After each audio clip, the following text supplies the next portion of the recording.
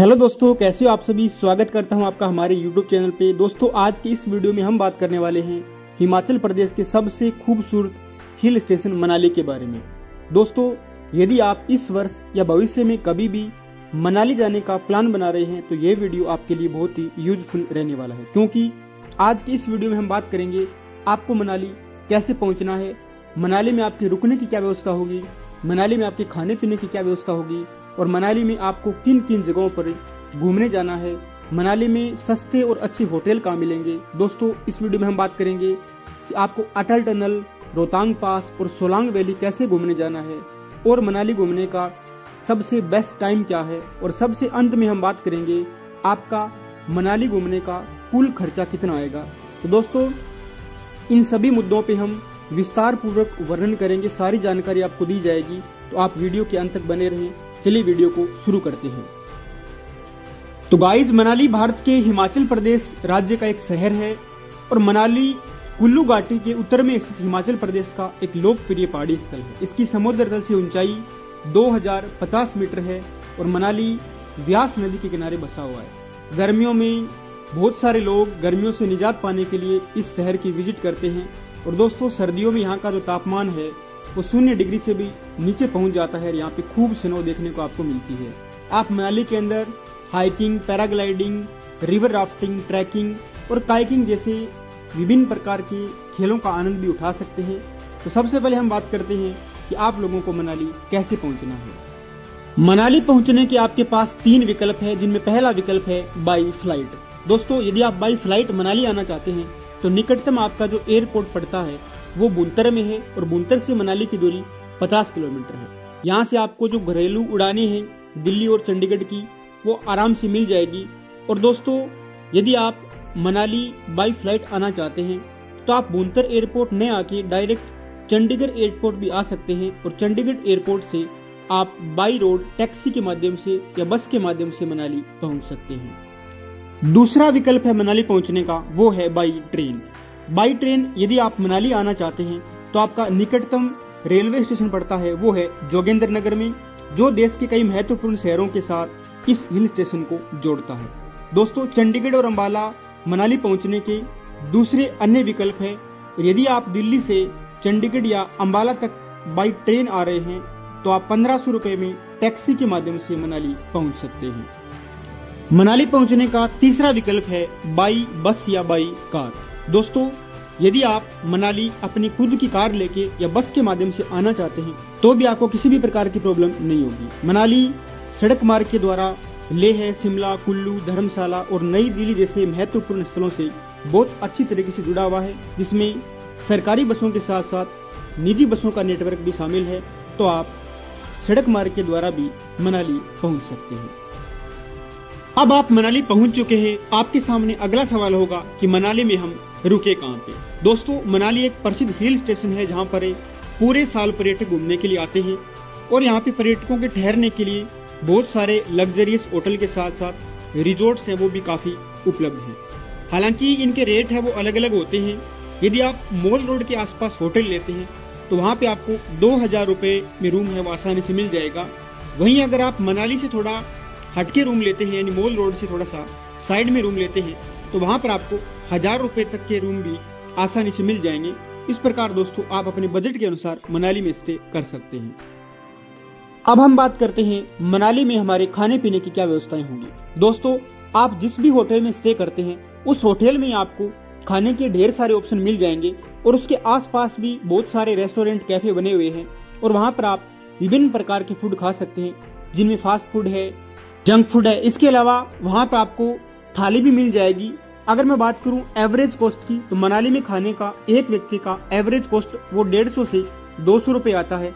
तो आप अपने बजट और अपनी इच्छा के अनुसार मनाली में खाने की व्यवस्था कर सकते हैं। अब दोस्तों, सबसे इम्पोर्टेंट आपके सामने सवाल होगा कि हम मनाली में कैसे घूमें। दोस्तों, मैं आपको मनाली की 2 दिन की ट्रिप बताऊंगा जिसमें आप पूरी मनाली को और उसके आसपास के क्षेत्रों को आसानी से एक्सप्लोर कर सकते हैं। सबसे पहले हम बात करते हैं डे फर्स्ट में। डे फर्स्ट में आपको लोकल मनाली में घूमना है, जिसमें सबसे पहले आपको जाना है हिडिंबा देवी मंदिर। दोस्तों, मनाली के सबसे लोकप्रिय मंदिरों में से एक है हिडिंबा देवी का मंदिर, जिसको स्थानीय भाषा में डूंगरी मंदिर के नाम से भी जानते हैं। और ये मंदिर है यानी हिडिंबा देवी का मंदिर है, वो हिडिंबा देवी को समर्पित है। और ये जो हिडिंबा देवी है वो भीम जी की पत्नी थी और घटोत्कच की मां थी, इसलिए इस मंदिर का जो संबंध है वो महाभारत काल से भी है। तो आप इस मंदिर को भी जरूर विजिट करें। यहाँ पर आसपास का जो प्राकृतिक मनोरम दृश्य है वो बहुत ही देखने लायक है। और यहाँ पर विजिट करने की आपको कोई भी एंट्री फीस नहीं देनी पड़ेगी। इसके बाद आपको घूमने जाना है मनु टेम्पल। जी हाँ दोस्तों, मनु टेम्पल ऋषि मनु को समर्पित है और मंदिर में एक शिवालय संरचना है जो अपने आकर्षक वास्तुकला से इतिहास और आध्यात्मिकता की एक खूबसूरत झलक आपके सामने पेश करती है। दोस्तों, मनाली का नाम ऋषि मनु के नाम पर ही पड़ा है, जिन्हें मानव जाति का निर्माता या मनुस्मृति का लेखक भी हम मानते हैं। इस टेम्पल की मनाली मेन मार्केट से दूरी 3 किलोमीटर है, तो यहाँ पर भी आप जरूर विजिट करें। अगला पैलेस आपको विजिट करना है वो है वशिष्ठ मंदिर और गर्म पानी के झरने। दोस्तों, स्थानीय संत वशिष्ठ और भगवान राम को समर्पित वशिष्ठ गांव व्यास नदी के पार मनाली से 3 किलोमीटर की दूरी पर स्थित है। ये खूबसूरत गांव अपने शानदार गर्म पानी के झरनों और वशिष्ठ मंदिर के लिए प्रसिद्ध है। इसे झरनों के पास में बनाया गया है। दोस्तों, माना जाता है कि इस झरने के पानी में बहुत अच्छी उपचार शक्तियां है वो मौजूद है, जो कई त्वचा के रोगों और अन्य संक्रमणों को ठीक कर सकती है। यदि आप मनाली घूमने की योजना बना रहे हैं तो यहाँ आकर आप कुंड में स्नान करना बिल्कुल भी ना भूलें। दोस्तों, इस मंदिर में दर्शन करने के लिए आपको किसी भी प्रकार की एंट्री फीस नहीं देनी पड़ेगी। अगला पैलेस आपको विजिट करना है वो है जोगिनी वाटरफॉल। जी हाँ दोस्तों, जोगिनी झरना मनाली की खूबसूरत घाटियों में स्थित है और यहाँ से मनाली मेन सिटी से इसकी दूरी 3 किलोमीटर है। और यदि आप यहाँ पहुँचते हैं और आप 160 फीट की ऊंचाई से जोगिनी झरने को गिरता हुआ देखना चाहते हैं तो आपको देवदार के पेड़ों और बागों के माध्यम से वशिष्ठ मंदिर से होते हुए एक ट्रैक करना होता है।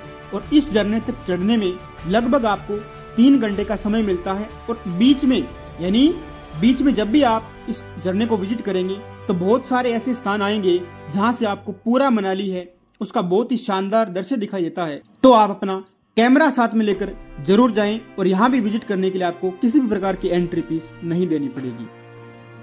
इसके बाद आपको घूमने जाना है डूंगरी वन विहार। जी हाँ दोस्तों, देवदार के पेड़ों व हरियाली से भरपूर इस वन विहार को राष्ट्रीय उद्यान के नाम से भी जाना जाता है। और ये जगह मॉल रोड के पास में स्थित है, तो आपको यहाँ पर जाने में ज्यादा परेशानी नहीं होगी। और यहाँ पर एक मानव निर्मित झील भी बनी हुई है जिसमें आप बोटिंग वगैरह भी कर सकते हैं। दोस्तों, इस पार्क के अंदर, इस वन विहार के अंदर बच्चों और कपल्स के लिए बहुत सारे झूले भी बने हैं, तो आप उसमें भी आनंद ले सकते हैं। और इस पार्क के पास में व्यास नदी बहती है, उसका बहुत ही खूबसूरत नजारा आपको देखने को मिलेगा। दोस्तों, अगर मैं बताऊं इसकी टाइमिंग की, तो इस वन विहार को विजिट करने का गर्मियों में समय सुबह 9 बजे से शाम को 6 बजे है और सर्दियों में ये पार्क सुबह 9 बजे से शाम को 5 बजे तक खुला रहता है। इसकी एंट्री टिकट आपको देनी पड़ती है।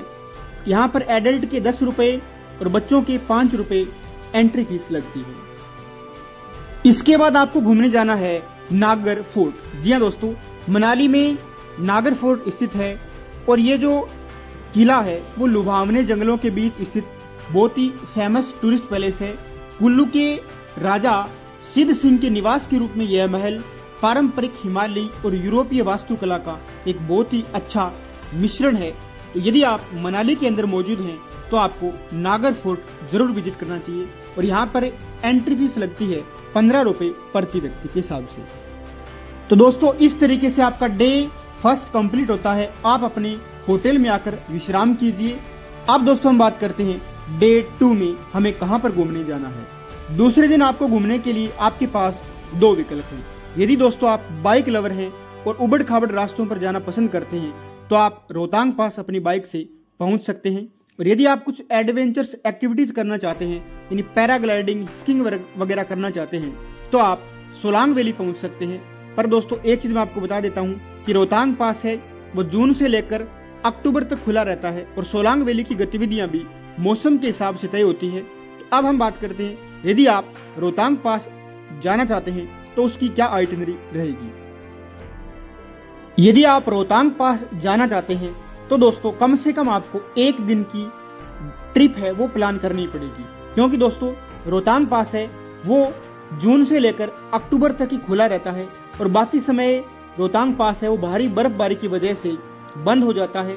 रोहतांग पास की दूरी मनाली से 51 किलोमीटर की है और रोहतांग पास आप सिर्फ सड़क मार्ग के द्वारा पहुंच सकते हैं। और रोहतांग पास की समुद्र तल से ऊंचाई 3978 मीटर है। और दोस्तों रोहतांग पास जब भी आप जाओगे तो वहाँ पर बहुत ज़्यादा ठंड पड़ेगी, तो आप गर्म कपड़े साथ ले जाना ना भूलें। रोहतांग पास में बहुत सारी फिल्मों की शूटिंग भी हुई है, तो आपको ये जगह है वो जानी पहचानी जरूर लगेगी। एक चीज़ मैं आपको बता देता हूँ, रोहतांग पास जाने के लिए आपको परमिट बनवाना पड़ेगा, वो ऑनलाइन बनेगा या आप वहाँ डिस्ट्रिक्ट ऑफिस में जाके ऑफलाइन भी बनवा सकते हैं। वहाँ पर आपको 550 रुपये पर व्हीकल के हिसाब से परमिट का चार्ज देना पड़ेगा। अगर आपके पास एक दिन का समय और है तो आप सोलांग वैली भी जा सकते हैं। जी हाँ दोस्तों, मनाली घूमने जाने के दौरान दो सबसे इम्पोर्टेंट जगह है, रोहतांग पास और सोलांग वैली, जहाँ पर और आपको जरूर विजिट करना चाहिए। मनाली से सोलांग वैली की दूरी 14 किलोमीटर है, जो मनाली का एक बहुत ही फेमस टूरिस्ट पैलेस है। दोस्तों अगर आपको बर्फ में खेलना या बर्फ में समय बिताना पसंद है तो आपको सोलांग वैली जरूर जाना चाहिए। और जो एडवेंचर पसंद लोग होते हैं, जिनको पैराग्लाइडिंग, पैराशूटिंग, घुड़सवारी, मिनी ओपन, जिप ड्राइविंग जैसे वाटर एक्टिविटीज और स्नो एक्टिविटीज करना पसंद है, उन लोगों के लिए सोलांग वैली एक बहुत ही परफेक्ट पैलेस है। तो आप सोलांग वैली भी जरूर विजिट कर सकते हैं। अब दोस्तों यदि आपके पास समय है तो आप कोठी या गुलाबा गांव भी विजिट कर सकते हैं। मनाली से लगभग 15 से 20 किलोमीटर की दूरी पर ये दोनों बहुत ही शानदार गांव कोठी और गुलाबा स्थित है। यह गांव दुनिया भर से पर्यटकों को रोमांच और मनोरंजक गतिविधियों के लिए आकर्षित करते हैं। रोहतांग दर्रे पर जाने वाले जो अधिकांश ट्रैकर है वो यहाँ पर जरूर विजिट करते हैं। यहाँ से आप बर्फ से ढकी हुई पर्वत चोटियों को, व्यास नदी और विभिन्न ग्लेशियर है उनके बहुत ही खूबसूरत व्यूज को एंजॉय कर सकते हैं। दोस्तों यहाँ पे सर्दियों में बहुत मात्रा में बड़ी मात्रा में बर्फबारी भी होती है, तो यहाँ पर आप स्नो एक्टिविटी भी कर सकते हैं। यहाँ पर बहुत कम पर्यटक आते हैं, तो यदि आप मनाली की भीड़ से बचना चाहते हैं तो यहाँ पर आपको जरूर आना चाहिए और यहाँ आने के लिए आपको किसी भी प्रकार की एंट्री फीस नहीं देनी पड़ेगी। अब सबसे इम्पोर्टेंट हम बात करते हैं कि आपको मनाली की ट्रिप करने में कितना खर्चा लगेगा। दोस्तों मनाली घूमने का खर्चा आप किस होटल में रुकते हैं, आप किस तरीके की एक्टिविटीज करते हैं, आप कहाँ कहाँ पर घूमने जाते हैं, इसके आधार पे अलग अलग हो सकता है।